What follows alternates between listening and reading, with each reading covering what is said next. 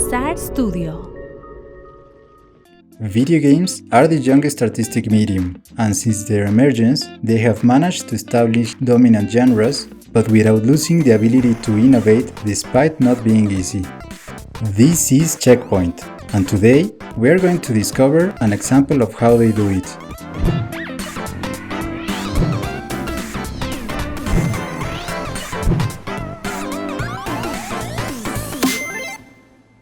It's almost indisputable that when talking about video games, at least one action game will always come to mind.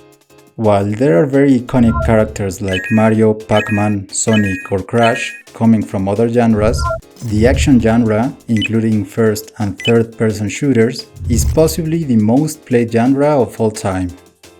From the first steps in the industry, the action and shooter genre emerged as a recurring idea, going through games such as Maze, Maze War, or Battlezone, and reaching the explosion of the genre in the 90s with Doom, Wolfenstein and Quake, which positioned it at the top of popularity. Among the most consumed franchises today, many are games of the genre such as Call of Duty, Fortnite, Destiny, PUBG, and Apex Legends, and others not as massive but just as important like Halo, Overwatch, and Counter-Strike. But just by being a popular, demanded, and consumed genre doesn't make it an easy and safe bet for developers.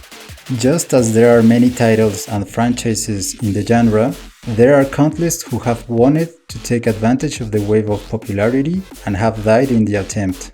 This due to the lack of innovation and freshness.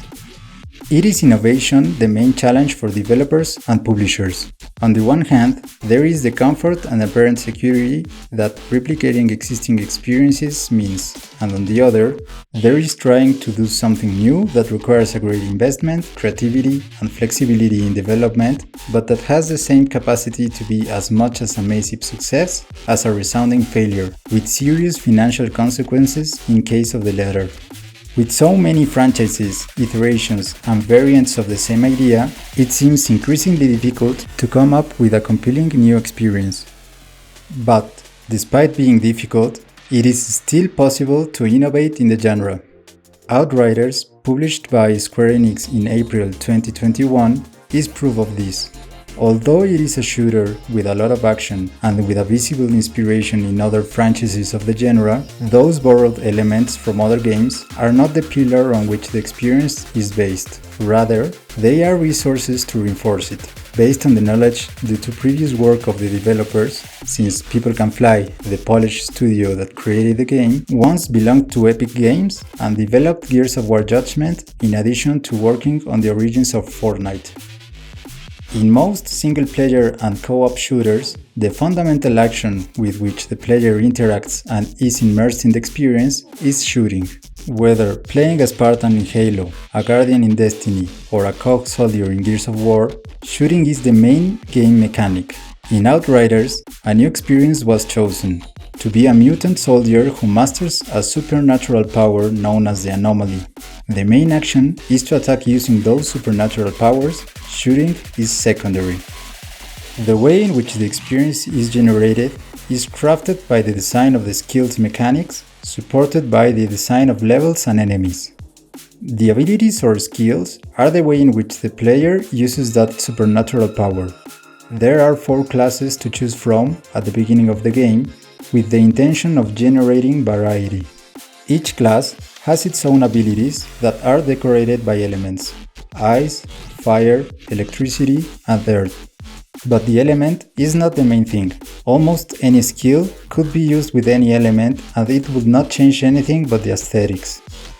The only reason to use elements is to have a visual difference, in addition to reinforcing the theme of the power generated by a strange natural energy.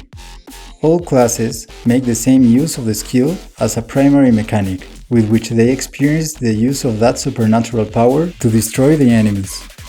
All classes have 9 skills in total. Within the abilities, there are variants depending on the main function of it, which can be attack, defense, support, mobility, and modifier, which increases the damage of the weapon used while the ability is active. The player will always start with the first ability unlocked, which is an attacking one, leaving the remaining 8 to unlock as they level up. progressively needing more levels to unlock a new one. The player can have a maximum of 3 active skills at the same time, which she can choose from among all those that she has unlocked and have available. Each ability has its own duration and load time, which means that the player must choose which abilities to have active and how to use them, taking that into account. The intensity and rhythm of the action will not allow more than 3 active skills at the same time, since it will be very difficult to remember what each skill is or how to activate it.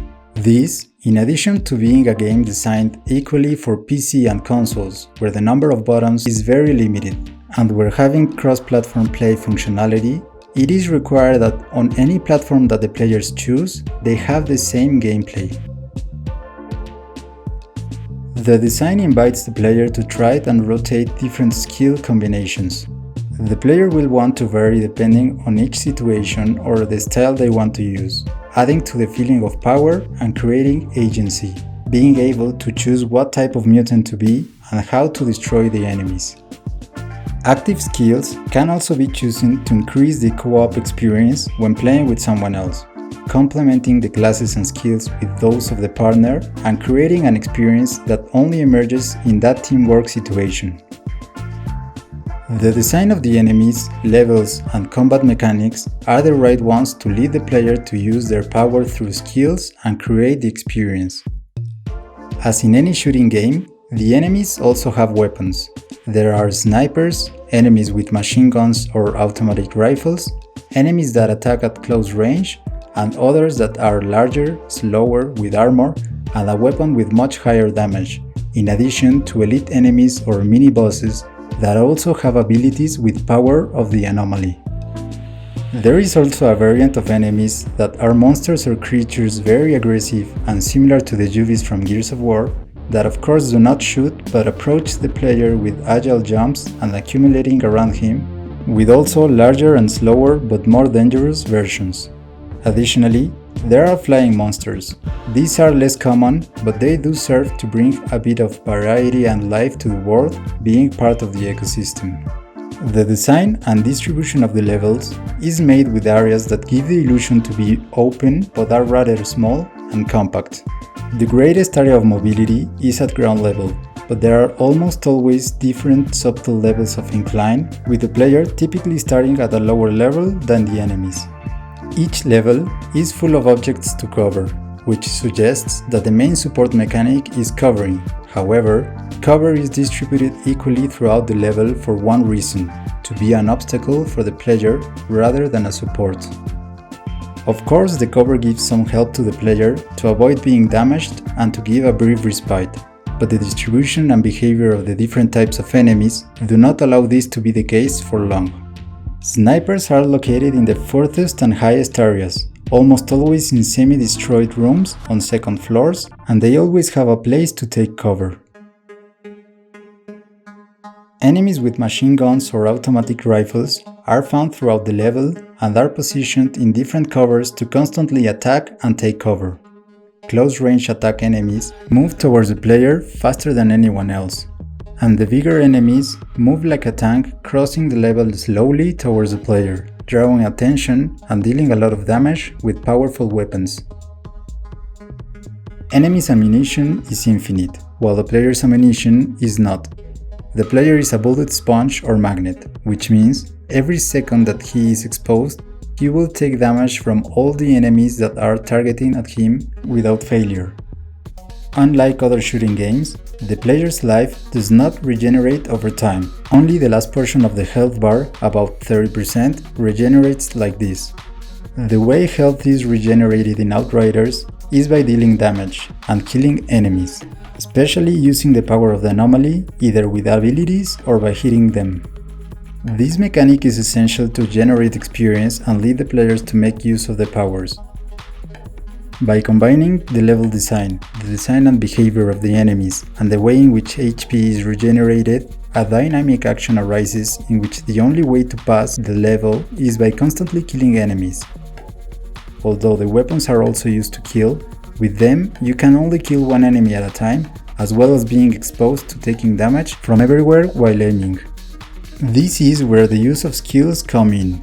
Attack skills affect more than one enemy at a time, while defense or support skills help resist damage, while other skills recharge and the player destroys as many enemies as possible by shooting, to then traverse a great distance with another ability and appear at the back of the other enemies, hit them from behind, and then end up boosting the weapon with the corresponding ability to kill the elite or mini-boss of the level as quickly as possible, which represents greater threat by being almost a player's pair due to their capacity to use the anomaly too.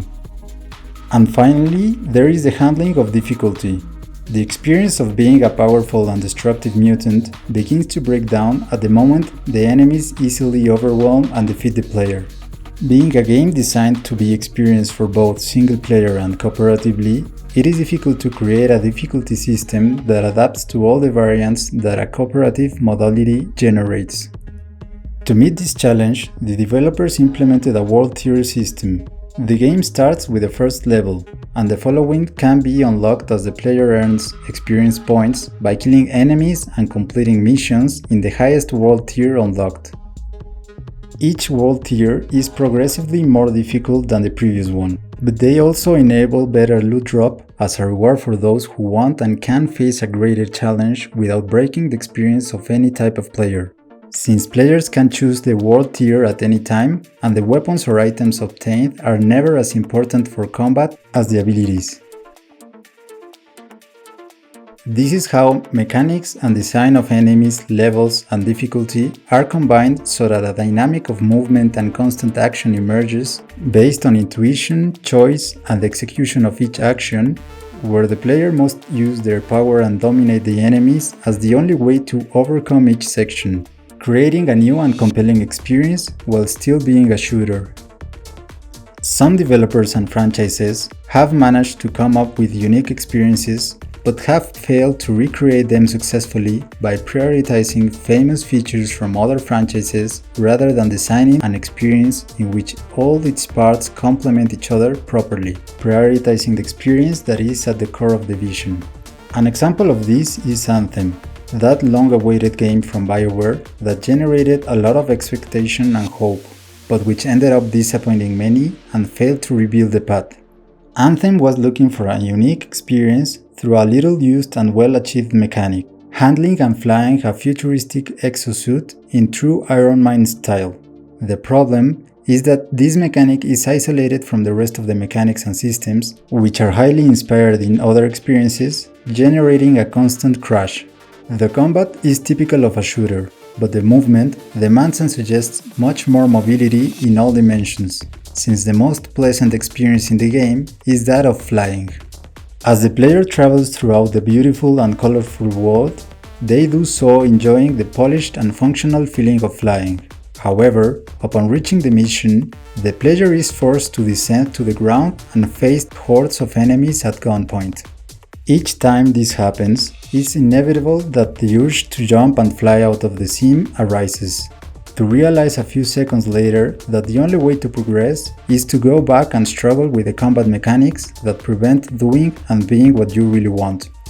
The world is designed to fly in a javelin, but the combat is designed to move on the ground like a guardian from Destiny in third person. The designers at People Can Fly understood that a new franchise cannot be based on the resemblance to other successful franchises. To play something similar, it's always better to play that experience that already exists and has years of refinement and content. It is also not enough to create a new world and story, based on the gameplay and experience of other games, because the narrative of the new world and the story is probably not compatible with the created by the mechanics and gameplay. Whether you choose to throw ice grenades and fill the ground with turrets, attack enemies with earthquakes and turn into a long-distance bouncing ground golem, move throughout the level like a bolt of electricity and tear enemies into pieces being an electrical whirlwind, or roast them attacking with waves of fire and fiery tornadoes, in Outriders, the player always feels like a powerful mutant who uses the anomaly to make her way. Outriders has been well received by critics and players, reaching 3.5 million players in just its first month on the market. This is great news for the genre and the industry, making it clear that it is still possible to innovate, tell new stories, and be creative even in an overcrowded genre, without dying on the attempt. And to you, what mechanics and systems feel fresh and innovative? How do you think developers can continue to innovate in a saturated genre? Leave it in the comments below. I hope you have enjoyed this episode of Checkpoint. Don't forget to hit like, subscribe, and share this to keep discovering the art in making and designing video games. See you next time!